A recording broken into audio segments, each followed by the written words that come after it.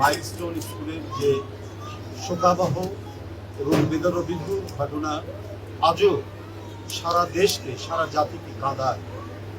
প্রত্যেকের হৃদয়ে কান্না, অশ্রু এখনো ঝরে পড়ছে।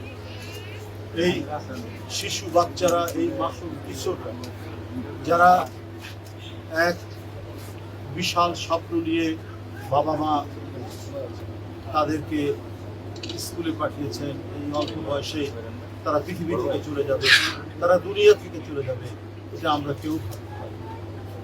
আজও তাদের চেহারাগুলো আমাদের চোখের সামনে, তাদের মুখমণ্ডল আমাদের চোখের সামনে ভেসে উঠলে আমরা কেউ এদেশের কোনো সহৃদয় মানুষ নিজেকে সামাল দিতে পারে না। কি সম্ভাবনাময় জীবন তাদের ছিল।